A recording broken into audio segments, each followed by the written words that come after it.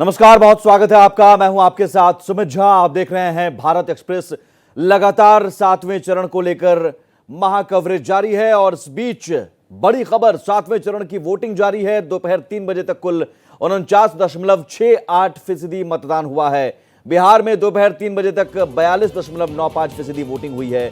चंडीगढ़ में दोपहर 3 बजे तक 52.61% मतदान हुआ है। हिमाचल प्रदेश में दोपहर 3 बजे तक 58.41% वोटिंग हुई है, जबकि झारखंड में दोपहर 3 बजे तक 60.14% मतदान हुआ है। ओडिशा में दोपहर 3 बजे तक 49.77% वोटिंग हुई है। पंजाब में दोपहर 3 बजे तक 46.38% मतदान हुआ है। उत्तर प्रदेश में 46.83% दोपहर 3 बजे तक वोटिंग हुई है। पश्चिम बंगाल में दोपहर 3 बजे तक 58.46% मतदान हुआ है। सबसे ज्यादा झारखंड में करीब 60% मतदान हुआ है। उसके बाद पश्चिम बंगाल में 58.46%। दोपहर 3 बजे तक का यह आंकड़ा सामने आ चुका है। शाम 6 बजे तक वोटिंग जारी रहेगी। अब 2 घंटे और बचे हुए हैं वोटिंग के। अगर आपके इलाके में भी मतदान है तो जरूर, अगर आपने अभी तक वोटिंग नहीं की है, मतदान नहीं किया है, तो घर से बाहर निकलिए और अपने मताधिकार का इस्तेमाल कीजिए। 7वें चरण यानी आखिरी रण और आखिरी चरण के रण में देखना होगा जो करीब 904 उम्मीदवारों की किस्मत का क्या फैसला जनता सुनाती है। ये आंकड़ा फिलहाल वोटिंग परसेंटेज से जुड़ा हुआ आपकी टीवी स्क्रीन पर। बिहार में 42.95% मतदान हुआ है दोपहर 3 बजे तक।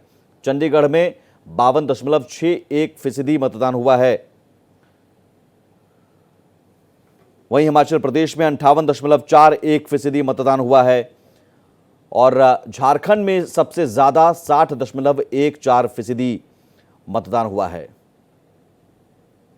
जबकि ओडिशा में 49.77% दोपहर 3 बजे तक का यह आंकड़ा है। वोटिंग परसेंटेज दोपहर 3 बजे तक का सामने आया है। पंजाब में 46.38% मतदान हुआ है दोपहर 3 बजे तक। और हमारी अपील भी है कि आप के इलाके में अगर वोटिंग हो रही है और अगर आपने वोट नहीं डाला है तो जरूर अपने घरों से बाहर निकलिए और अपने मताधिकार का इस्तेमाल कीजिए। ये आंकड़ा दोपहर 3 बजे तक का। और हमारे साथ पैनलिस्ट में कुछ मेहमान भी जुड़े हुए हैं। कुमार राकेश हैं, वरिष्ठ पत्रकार। देवकी नंदन मिश्रा हैं, चुनाव विश्लेषक। हरनाम सिंह कांग्रेस के प्रवक्ता हैं। हरनाम जी, सबसे पहले मैं आपके पास आना चाहूंगा। कांग्रेस या फिर इंडिया गठबंधन को विश्वास क्यों है कि अब की बार इंडिया गठबंधन की सरकार, जबकि उधर कहा जा रहा है 400 पार? देवकी नंदन जी, मैं समझना चाहूंगा, 7वें चरण में जाहिर है बीजेपी के लिए एक बड़ी चुनौती। आपको लगता है कि अब तक जो चुनाव हुए, तस्वीर उससे साफ हो चुकी थी और ये सिर्फ एक बढ़त के लिए अब ये आखिरी चरण का चुनाव है? नहीं, ये मैं कैसे कह सकता हूं कि बढ़त हो चुकी थी। ये तो पार्टियां अपने अपने स्तर से दावे करती रहती हैं।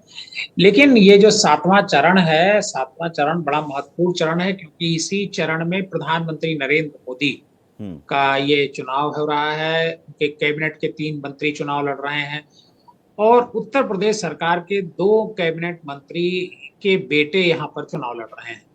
तो बड़ा महत्वपूर्ण है। अब ये देखना है कि अभी आपने जो इंट्रो में बताया कि वोटिंग परसेंटेज कम हो रहा था, तो ये देखना होगा कि इस बार भी क्या वोटिंग परसेंटेज कम हो रहा है या नहीं। वैसे जो सुबह से ट्रेंड नजर आ रहा है, उससे ऐसा लगता है कि 62-63% के आसपास वोटिंग होनी चाहिए। तो ये आज वोट हो जाएगा और 4 तारीख को पता चलेगा कि कौन जीत रहा है। लेकिन लड़ाई जो है मेरे हिसाब से बहुत कड़ी है। भारतीय जनता पार्टी और इंडिया ब्लॉक के बीच में जो है बहुत जबरदस्त लड़ाई है। हालांकि भारतीय जनता पार्टी जो ये जहां पर ये इलेक्शन हो रहा है, वहां इसके जो 3 एलाइज हैं उत्तर प्रदेश के, वो भी चुनाव मैदान में हैं। जैसे संजय निषाद हुए, ओम प्रकाश राजभर हुए और अपना दल की जो अनुप्रिया पटेल। ये तीनों एलाइज इसी जो 13 सीटों पर जो मतदान हो रहा है, उसी में वो या तो खुद लड़ रहे हैं चुनाव या फिर उनके परिवार का कोई चुनाव लड़ रहा है। हम्म। तो ये तो 4 तारीख को पता चलेगा कि कौन जीत रहा है। लेकिन लड़ाई बहुत तगड़ी है, चाहे भारतीय जनता पार्टी और इंडिया ब्लॉक में, दोनों में। चलिए, आप कह रहे हैं लड़ाई तगड़ी है, टफ फाइट है। हालांकि बीजेपी का दावा कुछ और है। बीजेपी एक तरफा लड़ाई से बता रही है, अपने अपने दावे हैं। कुमार राकेश जी, मुद्दे क्या रहेंगे? आपको लग रहा है कि फेज वाइज मुद्दे बदलते गए, क्योंकि भाषण में भी जिक्र अलग अलग मुद्दों का होता गया, यहाँ तक कि हिंदू मुसलमान, फिर उसके बाद पाकिस्तान भी आ गया, आरक्षण भी, मुस्लिम आरक्षण भी आ गया, और आखिर तक आरक्षण, मुस्लिम आरक्षण एक बड़ा मुद्दा बना रहा। किन मुद्दों को लेकर आपको लग रहा है कि अब तक के 7 चरण में वोटिंग हुई या फेज वाइज वोटिंग मुद्दे बदलते रहे? सुमित जी मेरे सवाल कर रहे हैं जी। देवकीनंदन जी अच्छी बात कही कि अब कांटे की टक्कर है, कांटे की लड़ाई है, ये उनका परसेप्शन है, चुनाव विश्लेषक है। लेकिन मैं पूरे यदि चुनाव को देखूं, आज अंतिम चरण में चुनाव है, इस पूरे चुनाव के प्रकरण में शुरू के जो 1-2 चरण रहे संविधान आरक्षण के बाद, बीजेपी कांग्रेस के नैरेटिव पे चुनाव लड़ने लगी।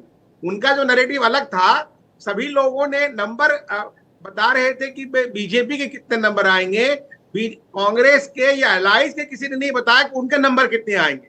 अब देखिए, आकलन देखिए कि भाई मल्लिकार्जुन खड़गे, राहुल गांधी, प्रियंका वाड्रा, ये जितने नेता हैं, अपने अखिलेश यादव, सभी लोग, कोई 143 बता रहा है, कोई 150 बता रहा है, कोई 200 बता रहा है, कोई 240 बता रहा है। अभी जेल से जो निकले हैं बेचारे, वो अंतरिम बेल पे, तमाम कारणों से, जिसमें न्यायपालिका भी आई है विवाद के घेरे में, शक के घेरे में, वो अलग कहानी है। अरविंद केजरीवाल, पहले तो मैं समझता था 220 आएगा, लेकिन लगता है 300 पार करेंगे। शायद किसी उसी अंदेशा से वो अलग से 7 दिन का अलग से बेल मांग रहे थे कि सरकार हमारे आ जाएगी, सारा कुछ समाप्त हो जाएगा, हम बाहर आ जाएंगे। ऐसा मेरा मानना है, पर उनका परसेप्शन हो सकता है या आकलन हो सकता है, क्योंकि झूठ बोलने के वो तो विश्व का कोई नोबेल पुरस्कार हो तो अरविंद केजरीवाल को मिलना चाहिए। तो जो पूरा प्रकरण है, चुनाव के प्रचार की प्रक्रिया को देखें कि अभी भी मतलब जो वो बॉल फेंकते गए वो बीजेपी कैच करती गई और फिर उसका जवाब देती गई, चाहे खटाखट हो, फटाफट हो, झटाझट हो, मटामट हो, व्हाट एवर नैरेटिव, वो आज तक ये नहीं बता पाए जो भी इंडी गठबंधन के लोग हैं या कांग्रेस के, कि खटाखट यदि हम गरीबी हटाएंगे तो खटाखट कैसे हटाएंगे। कोई पॉलिसी, कोई प्लानिंग नहीं दे पाए। अभी देखिए, ऐसा नैरेटिव का प्रभाव पड़ा, मानना पड़ेगा सब कांग्रेस के नैरेटिव का, उनके प्रचार शैली का, कि कर्नाटक में बताते हैं कि 800-900 महिलाएं, फोटो आई, सबने देखा होगा कि अपने बैंक अकाउंट खुलवाने शुरू कर दिए कि भाई 8,500 1 जुलाई से मिलने वाला है, जून ऐसे। मतलब ये मानना पड़ेगा उनके प्रभाव को, उनके चुनाव प्रचार शैली को, लेकिन रियलिटी क्या है उसको भी जानना पड़ेगा, उसको भी समझना पड़ेगा। आगे क्या तो होने चुनाव, वाला, देखिए चुनाव तो यही होता है, नैरेटिव सेट करने की बात होती है, लड़ाई होती है। मैं बस एक लाइन कहना चाहूंगा, मैं इस पर देवकीनंदन जी से ज्ञान चाहूंगा, चुनाव विश्लेषक है। जो ये उत्तरी भारत के जो राज्य है उसमें करीब करीब बिहार, झारखंड, यूपी, राजस्थान, गुजरात मिला करके 190-200 सीटें आती है। उस 200 सीटें में कांग्रेस को कितनी आएंगी, मैं उनसे ज्ञान लेना चाहूंगा। देवकीनंदन जी, आप छोटा सा जवाब। और या इंडी गठबंधन को टोटल में कितना कैसे आएगा, 200 में कहां पे कांग्रेस है, कहां पे नहीं है। तो अभी जो तमाम आकलन है, मुझे नहीं लग रहा है कि अभी आज की तारीख में बता दूं कि इंडी गठबंधन की कोई सरकार बन रही है और झूठ से या हवाबाजी से कोई नहीं। ठीक है, देवकीनंदन जी का आकलन हम सुन लेते हैं। हालांकि कुछ देर का इंतजार और शाम 6 बजे के बाद जरूर भारत एक्सप्रेस का एग्जिट पोल आएगा और उसमें जो बड़ा सैंपल साइज हमारा है और उस सैंपल साइज के आधार पर बताएंगे कि इस बार का वोटिंग पैटर्न कैसा रहा। लेकिन देवकीनंदन जी का आपने आकलन जानने की कोशिश की है। ठीक है देवकीनंदन, जल्दी से। सुमित जी, मैं चुनाव विश्लेषक हूं और पत्रकार भी रहा हूं, लेकिन मैं किसी पार्टी के लिए मैंने कभी बोलना उचित नहीं समझा। हमारे मित्र कुमार राकेश जी जिस तरीके से बात कर रहे हैं, वो लग रहा है कि वो बीजेपी के लिए बात कर रहे हैं। देखिए क्या होता है, कोई भी चुनाव विश्लेषक जो है ये नहीं बता सकता है कि 300 सीटें भारतीय जनता पार्टी को आएगी या 300 सीटें ये इंडिया ब्लॉक को आएंगी। देखिए क्या है कि जो सर्वेज आज की तारीख में हो रहे हैं, उसका जो तरीका है वो 100, 200, 500, 1000 लोगों के बीच सर्वे होते हैं। 1000 लोगों के बीच कैसे पता चल सकता है कि कौन आ सकता है। लेकिन एक जो परसेप्शन होता है वो सामने नजर आता है, और जो परसेप्शन नजर आ रहा है वो यही नजर आ रहा है कि इंडिया ब्लॉक और भारतीय जनता पार्टी के बीच में सीधी लड़ाई है, 1-to-1 फाइट है। और जब कभी भी 1-to-1 फाइट होती है तो जो सत्ता पक्ष में होता है उसको उसका नुकसान उठाना पड़ता है। भारतीय जनता पार्टी 303 2019 में जीती थी, तो 303 के पीछे एक रीजन था, बालाकोट स्ट्राइक थी, पाकिस्तान, ऐसा लग रहा था कि पाकिस्तान पर हमला हो गया, इसकी वजह से 303 सीटें आई थी, और कोई वजह नहीं थी। मेरा एक सवाल है सबसे, पत्रकार होना एक अलग बात है, पत्रकार हैं आप इस तरह कह रहे हैं भारतीय जनता पार्टी को नहीं नजर आ रहा है और सरकार बनने जा रही है, इंडी गठबंधन की सरकार नहीं बन रही है, इसका कोई मतलब नहीं है। ये आज हम पहली तारीख पे बैठे हुए हैं, 4 तारीख को इसके नतीजे आ जाएंगे। आपने भी तो आकलन किया ना कि टफ फाइट है, नेक टू नेक फाइट है। कोई अपने हिसाब से आकलन ये कर सकता है कि फाइट नहीं है, बीजेपी क्लीन स्वीप कर रही है, ये अपना अपना आकलन है सर। देखिए, उम्मीद भारतीय जनता पार्टी स्पष्ट रूप से जो है वो पूर्ण बहुमत की सरकार जो है बनाने जा रही है। 5वें चरण के मतदान तक ही हम जो है पूर्ण बहुमत की तक पहुंच चुके थे और 6वें तक हमने 300 पार कर लिया था, और 7वें चरण के मतदान में हम 400 का आंकड़ा भी पार कर। तो निश्चित रूप से प्रधानमंत्री मोदी जी के नेतृत्व में तीसरी बार ये 7वें चरण में 57 सीटें हैं, आप 300 आपने पार किया तो 302, 303, 300 के करीब, हाँ 350 के करीब जो है हम 6वें में ही पार कर लिए थे, और इसमें जो है हम गृह मंत्री अमित शाह ने कहा था कि हम 310 पहुंच गए हैं। 6वें की बात कर रहा हूँ, वो उन्होंने 5वें में कहा था। हाँ जी, तो आप कह रहे हैं कि 400 पार हो जाएगा। जी, अच्छा। मैं आपको यही बताना चाहता हूं। अभी देखिए सुमित जी, आज चर्चा जो हर चैनल पे या हर डिबेट में यही हो रही है कि क्या एनडीए जो है वो 400 पार करेगी। तो चर्चा वहां पे है, चर्चा इस पे कहीं नहीं है कि एनडीए बहुमत हासिल नहीं कर पाएगी या यूपीए जो है वो इंडी गठबंधन जो है इनका वह बहुमत हासिल करेगा, इसकी चर्चा कहीं पे नहीं हो रही। मतलब स्पष्ट है कि हम जो है 400 पार के जो हमारे दावे हैं, निश्चित रूप से उसको जनता जो है आशीर्वाद देने जा रही है, हम उसको टच करने जा रहे हैं, चर्चा कहीं पे नहीं है। और रही बात, ये कह रहे हैं कि आज 1-to-1 फाइट, किस जगह फाइट इनको दिखा, मुझे तो समझ ही में नहीं आया। आपका इंडी गठबंधन खुद एक दूसरे से फाइट कर रहा है। पश्चिम बंगाल में टीएमसी की नेता कहती है कि भाई कांग्रेस को वोट दोगे तो भारतीय जनता पार्टी को वोट जाएगा, आप कांग्रेस को वोट नहीं करना। समाजवादी पार्टी जब मध्य प्रदेश में विधानसभा में जा रही थी तो कह रही थी कि कांग्रेस धूर्त पार्टी है, वोट मत करना। आम आदमी पार्टी दिल्ली में साथ में चुनाव लड़ती है, लेकिन पंजाब में जाते ही एक दूसरे को चोर और आरोप प्रत्यारोप की राजनीति चालू कर देते हैं। राहुल गांधी के सामने सीपीआई का जो कैंडिडेट खड़ा हो जाता है, राहुल गांधी हार के डर के मारे रायबरेली आना पड़ता है उनको। कहां पे इनका संगठन है और कहां पे इनकी गठबंधन है कि जहां पे ये जीत सकते हैं। निश्चित रूप से आकलन जो है वो देश की जनता, अभी बहुत टाइम नहीं रह गया, एग्जिट पोल में भी आप देख लीजिएगा किस तरह से हम जो है इनका सुपड़ा साफ कर देंगे। और कांग्रेस पार्टी इस बार पिछले परफॉर्मेंस से भी कम में आएगी, 50 के अंदर भी सिमट जाएगी, आप देख लीजिएगा इस चीज। नहीं, यहाँ परफॉर्मेंस की बात अगर आपने की है, उधर भी तो मेहनत तो कम से कम की जा रही है। ठीक है, आप लड़ाई, आपका कहना है कि लड़ाई नहीं है, लेकिन उधर मेहनत तो की जा रही है। 2019 जैसी स्थिति तो नहीं है, कोई लहर वाली स्थिति तो नहीं है, आपको भी बहुत मेहनत करनी पड़ी है।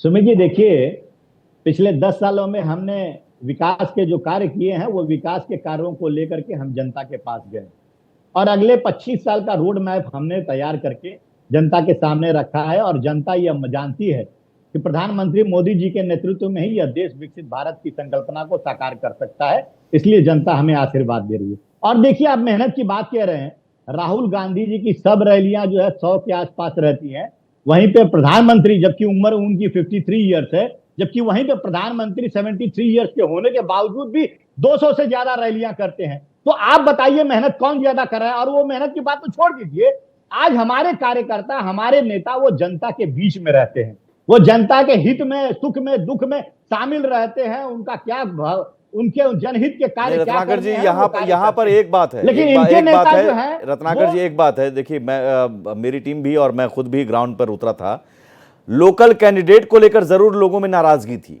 अगर पीएम मोदी का चेहरा नहीं होता तो लोकल कैंडिडेट या सांसद, जो निवर्तमान सांसद भी हैं, उन्हें लेकर नाराजगी थी। लोग कह रहे थे कि चलिए हम पीएम मोदी का चेहरा हम देख रहे हैं, हम ऊपर देख रहे हैं, और आप लोग भी कहते थे कि साहब उनको देखिए, हम प्रधानमंत्री बनाने के लिए चुनाव लड़ रहे हैं। सांसदों का रिपोर्ट कार्ड कुछ ठीक नहीं था क्या? देखिए सुमित जी, भारतीय जनता पार्टी जो है एक संगठन, बहुत बड़ा संगठन है और इस संगठन में बदलाव होते रहते हैं। जहां पे भी हमको लगा कि कैंडिडेट जो है वो, पहली बात तो इनका ये जो परसेप्शन की बात कर लूं मैं, परसेप्शन जो क्रिएट करने की जो कर रहे हैं कि सांसद जो है काम नहीं किया, ऐसा नहीं है। मोदी जी सभी सांसदों का रिपोर्ट कार्ड लेकर के और उनसे बात करते थे और समीक्षा करते थे कि उनके संसदीय क्षेत्र में जो केंद्र की योजनाएं हैं वो योजनाएं कितना क्रियान्वित हुई है, वो माननीय प्रधानमंत्री जी स्वयं जो है वो मॉनिटर करते थे। तो ये परसेप्शन क्रिएट करना कि सांसदों का जो है चेहरा अच्छा ठीक नहीं था, मुझे मोदी बता जी के दीजिए नाम पे 10 वोट दिया गांव गया, के नाम, ऐसा नहीं है। सांसद आदर्श ग्राम हाँ, योजना सुन के लीजिए, तहत अब 10 गांव के मैं नाम बात, जिसकी सूरत बदल गई हो इस 10 सालों में। जी प्रश्न एक बार फिर से आप पूछिए। आदर्श सांसद ग्राम योजना के तहत सांसदों ने 10 गांव के नाम आप बता दीजिए जो जिनकी सूरत बदल गई हो। 10 गांव के तो छोड़िए, पूरे देश की तस्वीर बदल दिया है हमने। वो तो 10 ये गांव का जब सांसद हम की लोग में आए थे उपलब्धि, तभी हम चूंकि लोगों ने, पीएम सुन मोदी का आप साफ प्रश्न निर्देश पूछे था हैं कि तो उसका सांसद जवाब जाएं सुन अपने अपने लीजिए। क्षेत्र में और गांव को गोद लें। जी, गांव गांव गोद लेने की प्रथा का प्रारंभ किया था, लेकिन हमने सर्वांगीण समावेशी विकास किया है, पूरे देश का विकास किया है और केंद्र की नीतियां जो ऐसी कि सड़क से लेकर संसद तक का विकास हुआ है और तमाम योजनाएं जो भारतीय जनता पार्टी के शासनकाल में आई, उससे हर योजनाओं से एक बड़ा लाभार्थी वर्ग जो है इस देश में खड़ा हो गया है, जो मोदी जी को फिर से प्रधानमंत्री के रूप में देखना चाहता है। आज इनके इनके यहाँ पे बताइए किस तरह की राजनीति हो रही है। राहुल गांधी आते हैं, मंच पे खड़े होते हैं, कहते हैं खटाखट खटाखट खटाखट 1 लाख रुपया आपके अकाउंट में आएगा और आप गरीब गरीब से अमीर बन जाएंगे। अरे भैया, आपने इसी तरह के वादे 2019 में भी किए थे और कहे थे कि हर व्यक्ति के अकाउंट में 72,000 न्याय योजना के नहीं तो यहाँ कुमार राकेश जी तो कह रहे हैं, मान रहे हैं कि भाई खटाखट खटाखट करते हुए ही नैरेटिव तो सेट करने में कामयाब रहे और उसका जवाब देने में आपको बहुत मुश्किल होने लगी। सुमित जी, आज इनकी इस खटाखट का जवाब आपके पास था नहीं। बताइए, आज इनकी कोई विश्वसनीयता जनता के बीच में बची नहीं है, क्योंकि इनकी जब सरकार थी तो इनकी सरकार लूट खसोट में घोटाले करने में ही व्यस्त रहती थी, जनता की कोई सुध ही नहीं। ठीक है सर, मैं देवकी नंदन जी, खटाखट के जरिए एक नैरेटिव सेट करने की कोशिश हुई, ये खटाखट के जरिए कुछ वोट खटाखट मिल रहे हैं क्या? देखिए, नैरेटिव जो है इंडिया गठबंधन ने सेट करने की कोशिश की और पहला चुनाव में ये देख पा रहा हूं कि जो इंडिया गठबंधन के जो बड़े नेता हैं वो जब बोला करते थे उसके अगले दिन प्रधानमंत्री जी उस पर रिएक्शन देते थे। ये पहला चुनाव मैं देख रहा हूं। 2019 और 2014 में जब प्रधानमंत्री जी बोलते थे तो कांग्रेस उसके पीछे दौड़ा करती थी, लेकिन ये 2024 के इलेक्शन में कांग्रेस जिस तरीके से जो मुद्दे उठाती थी उस पर जो है सवाल करना या सफाई देना, ये काम जो है प्रधानमंत्री जी किया करते थे। संविधान बदल दिया जाएगा, आरक्षण छीन लिया जाएगा, ये सब क्या था? ये मैं वही बता रहा। ये देखिए क्या है, ये जो है जमाना सोशल मीडिया का है। सोशल मीडिया ने जो मुख्य मीडिया है उससे ज्यादा जो है सोशल मीडिया की ताकत है और उस सोशल मीडिया की ताकत ने इस मुकाम तक पहुंचाया है। मैं कल डेटा देख रहा था कि 650 मिलियन कांग्रेस का जो यूट्यूब चैनल है उसको लोगों ने देखा है। अच्छी बात है सर, यूट्यूब चैनल और फेसबुक से बिल्कुल प्रचार हो सकता है, लेकिन क्या वो वोट में तब्दील होते हैं? भीड़ तो सबकी रैलियों में आती है। 4 को पता चलेगा। मैं वही कह रहा हूं सर, भीड़ तो सबकी रैलियों में आती है, लेकिन वो भीड़ वोट में तब्दील होती है या नहीं, सबसे बड़ी चुनौती ये होती है। राम जी, आपकी आवाज स्पष्ट नहीं आ रही थी, आप अपना पक्ष रखिए। जी, सबसे पहले तो मैं ये बताऊं कि जिस तरीके से मेरे बीजेपी के साथी कह रहे थे मेहनत तो पूरे देश ने आदरणीय राहुल गांधी जी की देखी है, जिन्होंने कश्मीर से लेकर कन्याकुमारी तक, अटक से लेकर कटक तक पूरे देश को पैदल यात्रा कर जो गरीब गुरबा है, चाहे वो कुली हो, चाहे वो मजदूर हो, चाहे वो किसान हो, चाहे वो नौजवान हो, चाहे वो जवान हो, चाहे वो खिलाड़ी हो, चाहे वो गरीब मजदूर हो, चाहे दलित हो, आदिवासी हो, पीड़ित हो, सब लोगों से चर्चा कर पूरे देश का एक माहौल नापा और क्या उनकी मुश्किलात हैं उस पर उन्होंने गहन चिंतन मंथन विचार कर एक न्याय पत्र लेकर आए, जो कि हमारा चुनावी गारंटी कार्ड है, घोषणा पत्र है। मोदी जी जैसा नहीं जो कि जुमला है 15 लाख रुपए का और वो 15 लाख रुपए आज तक किसी के खाते में अभी तक आए नहीं है। ये दरअसल ये चुनाव सही मायनों में 10 साल की जो सरकार नरेंद्र मोदी साहब की थी, उनको अपने गारंटी कार्ड या अपने चुनावी घोषणा पत्र पर जो जो उन्होंने काम किए हैं, वो कहीं ना कहीं जनता को अपना रिपोर्ट कार्ड देना था। उन्हें बताना था कि कितना रुपए पेट्रोल मनमोहन सिंह जी की सरकार में था, मैंने कितना रुपए महंगा कर दिया। दूध के दाम, तेल के दाम, आटे के दाम, गैस के दाम, चावल के दाम, चीनी के दाम, मसालों के दाम, सब्जियों के दाम, फ्रूट्स के दाम, बच्चों की फीस, रेल का टिकट, बस का टिकट, बिजली का बिल, पानी का बिल, तमाम चीजें जो है इस टाइम अच्छा 3 गुना से ज्यादा हरनाम जी बढ़ एक सेकंड सर, अगर इतनी आपने मेहनत की, पूरे देश का भ्रमण किया, सभी वर्गों तक आप गए, तो फिर क्या जरूरत थी कि अब तक रिकॉर्ड आपने अपना ही तोड़ दिया, सबसे कम सीटों पर चुनाव आपने लड़ा है?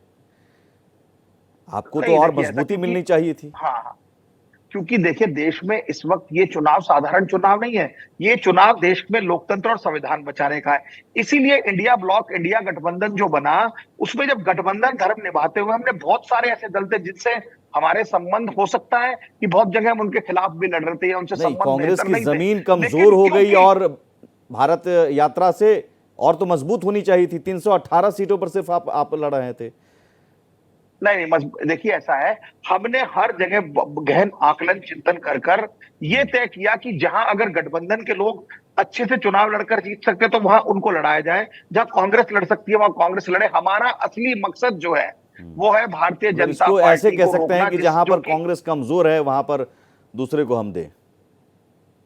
ऐसी बात नहीं, बहुत सारी जगह कमजोर की बात नहीं है, लेकिन गठबंधन में बहुत बार हमें बहुत अच्छी सीटें भी छोड़नी पड़ती है। कई बार गठबंधन धर्म निभाना होता है। मैं तो ये कहना चाह रहा हूं कि अगर भारतीय जनता पार्टी इतनी कॉन्फिडेंट है, 400 पार की बात कर रही थी, तो अपने गठबंधन धर्म मैनिफेस्टो पंजाब में और बात बंगाल करती में ना। क्यों नहीं निभाया वो इस गया? चुनाव में वो 10 साल में वो बार बार पाकिस्तान की बात क्यों करते हैं, सर मंगलसूत्र की गठबंधन बात धर्म क्यों करते हैं, पंजाब और बंगाल पसंद में की क्यों बात नहीं क्यों निभाया करते गया? हैं, फिश हरनाम की जी, बात क्यों करते हैं हरनाम आप जी, किस? हाँ जी, पंजाब और बंगाल में गठबंधन धर्म क्यों नहीं निभाया गया?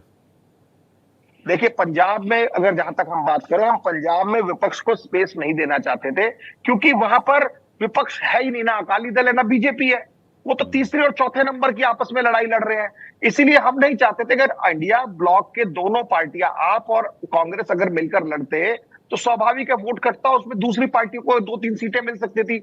आज वहां पर 13 की 13 सीटें जो है वो इंडिया गठबंधन की आएंगी, ना अकाली दल का खाता खुलेगा ना भारतीय जनता पार्टी का खाता खुलेगा। वहां पर चाहे कांग्रेस को ज्यादा सीटें आए चाहे आम आदमी को, लेकिन वो इंडिया गठबंधन ब्लॉक में 13 की 13 सीटें आने जा रही हैं। तो इस तरीके से गठबंधन धर्म में बहुत बार हमें आपस में ऊपर नीचे करना चाहिए, यही गठबंधन की तौर तरीका है। गठबंधन धर्म में ये कहां से आ गया सर कि अधीर रंजन चौधरी ममता बनर्जी पर निशाना साधते हैं? अब ये तो तल्खियां देखिए, जब एक इतनी तल्खियां, इतना आपस में विरोध था, उसके बावजूद भी कभी कभी किसी व्यक्तिगत कोई उन पर भी बहुत बार टिप्पणी की गई है, ऐसी बात नहीं। हाँ, वही तो कह रहा हूँ, ये कहाँ का धर्म, वही मैं समझना चाह रहा हूँ, धर्म कहाँ का है। चलिए ठीक है, अब आप गठबंधन धर्म की बात की तो मैंने थोड़ा उसको, और आप मुझे थोड़ा समय दीजिए क्योंकि मैं बात सुनता नहीं। हाँ, पूरा समय लीजिए, लेकिन गठबंधन धर्म की आपने बात की तो थोड़ा मैंने समझने की कोशिश की, धर्म कहाँ कहाँ है। तो धर्म तो है नहीं, ठीक है, ये मजबूरी है, सब जगह है। और ऐसा नहीं है कि कांग्रेस पहले भी 10 साल जो अपनी यूपीए की सरकार थी उसमें हमने गठबंधन की सरकार बहुत शानदार सक्सेसफुल तरीके से चलाई है। ठीक है। अब मुझे एक बात बताइए, चलिए ठीक है, गठबंधन धर्म पर अब अलग अलग आंकड़ा, अब गठबंधन में तो मिले सुर मेरा तुम्हारा होता है, अलग अलग आंकड़ा जो कुमार राकेश जी अभी कह रहे थे कि कोई कह रहा है 200, कोई कह रहा है 220, कोई कह रहा है 250, अभी आपके पास भी शायद कुछ और आंकड़ा आ जाए। यहां तो एक ही आंकड़ा है ना, 400 पार, आए नहीं आए वो 4 जून को पता चलेगा। अपना तो दावा तो एक होना चाहिए।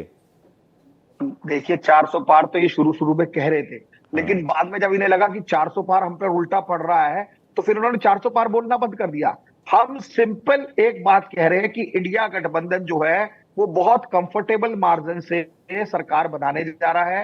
मोदी सरकार की विदाई तय है, क्योंकि 10 साल में उन्होंने जो महंगाई पर अपनी लगाम लगानी थी, उस पर महंगाई देश में चरम पर है। नौजवानों को जो 20 करोड़ रोजगार देने थे वो रोजगार नहीं दिए हैं। 15-15 लाख रुपए जो बैंक अकाउंट में आने थे वो जुमला है। नोटबंदी के माध्यम से देखिए, इन अभी लोगों ममता ने जो बनर्जी का देश की जिक्र हम कर कमर रहे तोड़ थे, दी ममता है। बनर्जी ने इसके भी अलावा अपने जीएसटी मताधिकार का इस्तेमाल किया, वो तस्वीर हम दिखा रहे हैं। कुमार राकेश अभी कह रहे हैं कि हम कंफर्ट लेवल पर मेजोरिटी में सरकार बना लेंगे। आपने 4-5 आंकड़े गिना दिए अलग अलग नेताओं के। नहीं सुमित जी, मैं थोड़ा सा भ्रमित हो जाता हूं जब कांग्रेस बोलते हैं, कांग्रेस की तरह कोई बोलते हैं तो मैं थोड़ा भ्रम हो जाता। भ्रम का निवारण आज तक कोई नहीं कर पाया है। अब मैं पत्रकार हूं और मैं मान लिया कांग्रेस के पक्ष में बोल दूंगा तो बड़े अच्छे पत्रकार है, या बीजेपी के पक्ष में चल जाएगी तो भाई आप राष्ट्रद्रोही पत्रकार है। ये हर एक के परसेप्शंस और नरेटिव्स का मामला है। जो कांग्रेस ने पिछले 1952 से 51 से एक नरेटिव परसेप्शन सेट किया है, ये भारत इतिहास के सबसे बड़े प्रणेता औरंगजेब और बाबर रहे और बाकी जो श्री राम का कोई नाम लेवा नहीं था। तो ये जो परसेप्शन नरेटिव्स बनता आया है, तो लोग उसमें उलझने की कोशिश की थी। 10 साल में कई नरेटिव्स टूटे हैं। वो मतलब जिसे कहते हैं ना, खंड खंड टूटे हैं और लोगों को सत्य सामने आया है। जो झूठ का जो परसेप्शन देश में चलाया गया है, अभी भी जो झूठ का परसेप्शन चला आ रहा है, उसका आधार तो होना चाहिए। और झूठ की जो गति है, ये साइकोलॉजिकल भी ट्रूथ है, मैकेनिकल भी ट्रूथ है। अभी देखिए उसको इकोसिस्टम के हिसाब से झूठ की गति सत्य से चौगुना होती है। सत्य बाद में पीछे पहुंचता है, झूठ पहले पहुंच जाता है। तो अभी जो नैरेटिव सेट करने की बात हुई, तो देवकीनंदन बोल रहे थे, अन्य पैनलिस्ट बोल रहे थे, तो झूठ की जो गति है वो बहुत तेज चलती है। और उस झूठ की गति तब समझ में आती है जब सत्य अपना रूप दिखाता है। तो अभी इस चुनाव में सत्य और झूठ जो है, अब उसके बारे में ये पूरा चल रहा है। अब इसमें मान लिया ये बोल रहे हैं कि हमारे पास इतनी सीट आएगी, कांग्रेस कितनी आएगी कोई नेता नहीं बोला। भाई सपा को कितना आएगा किसी नेता ने दावा नहीं किया। टीएमसी के एक नेता अलग है, वो कोई नहीं बोला। और एक बहुत ही, मैं आपका 10 सेकंड लूंगा, एक बहुत ही अंदर की खबर है, कांग्रेस के अंदर की खबर, कि वहां तो मंत्रालय वगैरह मिल गए, बट गए। यहां तक बात हुई कि भाई होम मिनिस्ट्री किसको मिलेगी, रेल मिनिस्ट्री किसको मिलेगी, पीएम तो कांग्रेस का बनेगा। और सर इन्हीं कारणों से ममता बनर्जी आज की बैठक में नहीं आई। उनको कहा रेल दे देंगे या होम दे देंगे। तो यहाँ झूठ की जो प्रकाष्ठा है, पीएम कौन बनेगा, बन गए। यहाँ ये मैं खबर बता रहा हूँ, अंदर खाने जो खबर है, तो अंदर खाने की खबर बताइए, पीएम कौन बनेगा। ऐसी खबरें हैं कि कांग्रेस के वरिष्ठ नेता द्वारा कही गई बातें हैं। अब बोलेंगे तो मैं नाम को रख दूंगा, लेकिन सोर्स को हम रिवील नहीं करते। तो नहीं, ठीक है। आज इंडिया गठबंधन की बैठक भी है।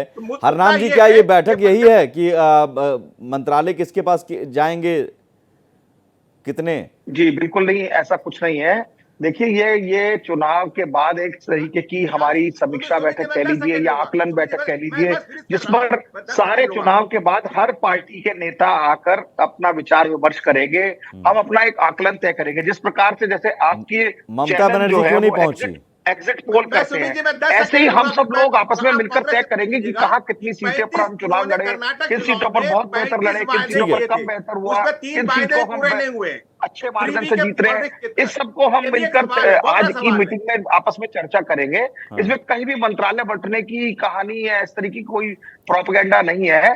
कांग्रेस पार्टी हमेशा लोकतंत्र में और संविधान में विश्वास रखती है। और जैसे ही देश की जनता के द्वारा, जनता जनार्दन के द्वारा बहुमत मिलेगा, उस बहुमत के बाद संसदीय दल का एक नेता तय किया जाएगा। वो नेता जो है वो देश के प्रधानमंत्री बनेंगे और देश में शपथ लेंगे। उसके बाद जो प्रधानमंत्री है उनका प्रोरोगेटिव है कि वो मंत्रालय का गठन करेंगे। तो ये सिंपल प्रक्रिया है। कांग्रेस पार्टी इसी में विश्वास रखती है। आप चिंता ना करिए, 4 तारीख को इंडिया गठबंधन की बहुत अच्छे बहुमत से शानदार तरीके से गठबंधन है। इंडिया गठबंधन नहीं, ये भी झूठ है। इंडी गठबंधन है, ए का मतलब अलायंस है। इंडिया बोल के आपने लोगों को मत झूठ थोपा। ये भी सत्य को स्वीकारिए ना, झूठ तो वही शुरू होता है। क्या INDIA का मतलब क्या है बोलिए, बता दूं। Indian national development initiative alliance जो है ए लास्ट में है। अब उसको लोग तो इंडिया ब्लॉक बोल दे, इंडिया गठबंधन बोल दे, सबसे बड़ा झूठ तो यही है। नैरेटिव से ही तो बनता है। आप इंडिया गठबंधन बोलने में शर्म क्यों महसूस होती है आपको? सत्य को स्वीकारिए ना। साहब ऐसा है, आप ये भारतीय जनता पार्टी के लोगों को इंडिया से क्या प्रॉब्लम आ गई? अरे भैया, मैं इंडिया भारतीय जनता पार्टी कांग्रेस का नहीं, मैं सत्य बोलूंगा तो आपको भारतीय लगेगा, और सपोर्ट बोल दूंगा तो चुप हो जाएंगे आप। मैं ऐसा काम नहीं करता। भारतीय जनता पार्टी के लोगों को इंडिया नाम से इतनी चिड़न क्यों होनी शुरू हो गई? इंडिया शब्द से भी प्रॉब्लम होनी शुरू हो गई है अब। अरे सर, मैं तो कह रहा हूँ कि आप ही का सेट नैरेटिव है, उसको सही बोल लो। प्रॉब्लम किसी को नहीं है। नैरेटिव्स की बात कर रहा हूं भाई साहब। INDIA का मतलब बता दो आप। इंडिया इंडिया बोलते देखिए, मैं चैलेंज करता हूं आपको, ना बताओ पूरा। मैं आपको पूरा भी देखिए बताया हूं। सुनिए, आप इंडिया का नाम पूरा बता दो, क्या है पूरा नैरेटिव्स, क्या सेट है, उसका फुल मीनिंग बता दो आप।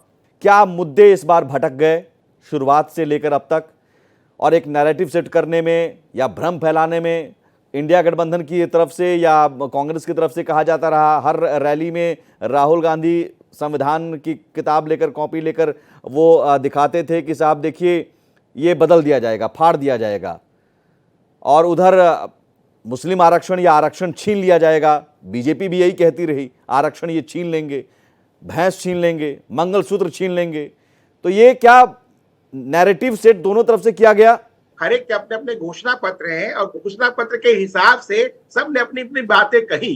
कांग्रेस का जो है कि बहुसंख्यकवाद को रोकना है, अल्पसंख्यकवाद को बढ़ावा देना है, उसका एक्सटेंशन नैरेटिव्स है कि भाई यदि वो अपने पे आएंगे तो मंगलसूत्र तक छीन सकते हैं। उसका ये मतलब जहां तक मैं समझाऊं, तो ये तो नैरेटिव हो गया, कहां लिखा था कांग्रेस के घोषणा पत्र में भैंस खोल लेंगे? लेकिन जहां तक जो संविधान की बदलाव की बात है, तो उसमें अभी पश्चिम बंगाल में हाईकोर्ट का जो निर्णय आया है कि ममता बनर्जी ने किस तरह से ओबीसी कोटा से निकाल करके मुस्लिमों को आरक्षण, जवाब जल्दी से। संवैधानिक था, संविधान के खिलाफ था, उसमें कोई नहीं बोल रहा है। इंडी गठबंधन ठीक है, जल्दी से जवाब। मैं देवकी नंदन जी, देवकी नंदन जी, यही सवाल आपसे भी। मुद्दे क्या भटकते गए, नैरेटिव सेट होते गए? उधर आरक्षण छीन लिया जाएगा, इधर संविधान बदल दिया जाएगा।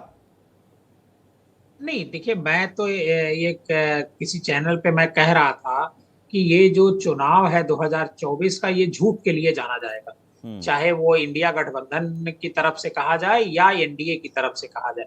दोनों तरफ से इतना बड़े पैमाने पर झूठ फैलाया गया कि पब्लिक कंफ्यूज हो गई। लेकिन जो नेता हैं जो झूठ बोल रहे थे, वो ये नहीं समझ पाए कि पब्लिक बहुत होशियार है, पब्लिक मन बना चुकी थी। पब्लिक 16 मार्च को जब वोटिंग शुरू हो रही थी, 16 मार्च को जब चुनाव की घोषणा की गई थी, उससे पहले पब्लिक मन बना चुकी थी कि किसको वोट देना था। दरअसल भारतीय जनता पार्टी जब 22 जनवरी 2024 को भगवान श्री राम का जो मंदिर का उद्घाटन होता है, प्रधानमंत्री नरेंद्र मोदी जी उसका उद्घाटन करते हैं, उसके बाद भारतीय जनता पार्टी बहुत उत्साहित थी। उसे लग रहा था कि राम के नाम पर पूरे देश में वोट मिलेगा, और 400 पार का जो नारा था वो वहीं से शुरू हुआ। ये बहुत इसको ध्यान दीजिए, 400 पार का नारा जब राम मंदिर उद्घाटन हो गया, उसके बाद से वहीं से शुरू होता है 400 पार का नारा। बीजेपी को ऐसा लगता था कि इस पे बहुत बड़ी संख्या में वोटर टूट पड़ेगा, लेकिन ऐसा हुआ नहीं। अब मुझे एक बात बताइए देवकी नंदन जी, ठीक है, बीजेपी को जो लगता था वो आपने बता दिया। अब देवकी नंदन जी एक सेकंड, सर एक सेकंड, देवकी नंदन जी एक सेकंड, कांग्रेस को क्यों नहीं अपने घोषणा पत्र की चीजों पर भरोसा था? कांग्रेस क्यों संविधान बदलने के भ्रम में लग गई कि संविधान बदल दिया जाएगा? कांग्रेस और भारतीय जनता पार्टी, मैं दोनों की बात कर रहा हूं। हाँ। तो भारतीय जनता पार्टी को भरोसा था कि 400 पार का नारा वहीं से निकला, लेकिन भगवान राम इस बार चले नहीं। देखिए, कांग्रेस पार्टी ने अपना एक न्याय पत्र घोषित किया, उसमें उन्होंने मैंने उनका घोषणा पत्र जो पढ़ा, उसमें 5 चीजें हैं। सर वो 5 चीजें पता है और 5 चीजों का जिक्र हो गया। मैं कह रहा हूं कि संविधान बदलने वाला भ्रम उधर भी से भी फैलाया गया। हरनाम जी जवाब दे दीजिए जल्दी से, 2 मिनट का समय है। स्टालिन, उद्धव ठाकरे, ममता बनर्जी कहां हैं? देखिए, जैसा कि उन्होंने पहले ही बताया कि वो चुनाव में व्यस्तता के कारण बहुत सारे लोगों ने पहले से ही बता दिया कि हम उस मीटिंग को अटेंड नहीं करेंगे, लेकिन इसका कहीं ये मतलब नहीं है कि वो लोग हमारे साथ नहीं। जब हमने मिलकर चुनाव लड़ा है स्टालिन साहब के साथ, तो स्वाभाविक है वो अगर आज एक मीटिंग में नहीं आ पा रहे हैं। वोटिंग के दौरान कौन सा चुनाव प्रचार होता है सर? आज तो चलिए ठीक है, वोटिंग अगर देखिए उसमें उन्होंने अपने प्रतिनिधि भेजे। जरूरी नहीं कि स्टालिन साहब ही हर बार आएंगे या हर मीटिंग में नहीं आएंगे। जब बड़ी बड़ी रैलीज हुई तो उसमें स्टालिन साहब थे मिलकर। तो और दूसरी बात मैं बता दूं, जहां तक आप संविधान की बार बार कह रहे थे कि क्यों कहना पड़ा, संविधान हमने नहीं कहा, संविधान इनके जो हेगड़े साहब 6 बार के एमपी थे कर्नाटका से, वो कह रहे थे 400 सीट आ जाएगी तो संविधान बदल देंगे। अरुण गोविल मेरठ से जो इनके प्रत्याशी थे वो कह रहे थे 400 हम संविधान की समीक्षा करेंगे। ज्योति मिर्धा जो राजस्थान से इनकी कैंडिडेट थी, चले तो मुस्लिम आरक्षण पर आ जाइए। मुस्लिम आरक्षण, ओबीसी SC ST का आरक्षण छीन के मुसलमानों को आरक्षण देंगे, तब ये भी आपके बीजेपी कह रही है, तब ये एक्सेप्ट करते हैं कि हाँ ये हम करेंगे। देखिए ऐसा है कि SC/ST का आरक्षण ऑलरेडी पहले से प्रावधान में है। ओबीसी का आरक्षण मंडल कमीशन के बाद आ गया था। इसके बाद कोई भी आरक्षण का प्रावधान हमने कहा है अपने मैनिफेस्टो में कि हम 50% की जो कैप है उसको हम संवैधानिक तौर पर हटाएंगे। ये हमने क्लियर कट लिखा है। इसमें मोदी साहब बार बार कभी वो मुसलमानों की बात करते हैं, तो कभी क्यों पश्चिम मंगलसूत्र बंगाल की में बात पश्चिम करते हैं, बंगाल कभी में पतन की करते पश्चिम हैं, बंगाल में कभी फिश की करते हैं, कभी हाईकोर्ट का निर्णय था ना, हाईकोर्ट का निर्णय था ना। नहीं, हाईकोर्ट का निर्णय जहां का था वहां की सरकार जी, अभी से ये एकजुटता जहां का था वो देखें, एक दूसरे का हाथ थामिए सर मजबूती से। ऐसे मतलब आप वो ममता बनर्जी अपना देख लें। ठीक है रत्नाकर जी, जल्दी से आखिरी कमेंट। देखिए मैं डिस्कनेक्ट हो गया था बीच में, एक बार मैं इनकी बातों का जवाब देना ठीक है सर, चाहता हूं। लास्ट न्याय के यात्रा 30 के बारे सेकंड है में सर, 30 सेकंड रत्नाकर जी जल्दी से। कह रहे थे कि जी ये कह रहे थे कि राहुल गांधी बहुत मेहनत किए। अरे भाई, जब परीक्षा की तैयारी जो होती है ना वो पूरे साल करना पड़ता है। परीक्षा की तिथि जब घोषित हो जाती है तब मेहनत करने से कुछ नहीं होता है। और आपने तब मेहनत किया, उसका परिणाम ये हो गया कि आप फेल हो गए। उत्तराखंड में भी आपकी सरकार थी, वहां पे फेल हो गए। राजस्थान में भी आपकी सरकार थी, वहां पे भी फेल हो गए। तो परीक्षा की तैयारी जो है पूरे साल में करिए, जनता के बीच जाइए। जनता के बीच जाएंगे तब वहां पे जनता से पता चलेगा कि मुद्दे आखिर में क्या है। आपके लिए तो मुद्दा यही है कि प्रधानमंत्री जी भाई योग साधना क्यों कर रहे हैं, इतने कैमरे लगाए क्यों वहां दिखाई दे रहा है। अरे आप भी करिए योग साधना, जाइए ना राम मंदिर में, आप वहां पे जाइए, प्रभु रामलला के दर्शन करिए। राहुल गांधी को भेजिए तो 4 घंटा वो योग मुद्रा में रहे, 10-20 नहीं 50 कैमरा लेकर जाइए और लोगों को दिखाइए। ठीक है, आपके लिए तो मुद्दा वही महत्वपूर्ण है। चलिए सर, परीक्षा में सबने अपने अपने तरफ से मेहनत की और अपने अपने तरीके से मेहनत की। अब जनता ने फैसला सुना दिया है। अब 7वें चरण का मतदान भी लगभग खत्म होने को है, आखिरी के 1 घंटे बचे हुए हैं। सभी चरणों का मतदान खत्म, ईवीएम में परीक्षा का रिजल्ट बंद है। परीक्षा के नतीजे आने वाले हैं 4 जून को। आप सभी मेहमानों का बहुत शुक्रिया। लगातार बने रहिए भारत एक्सप्रेस के साथ। नमस्कार।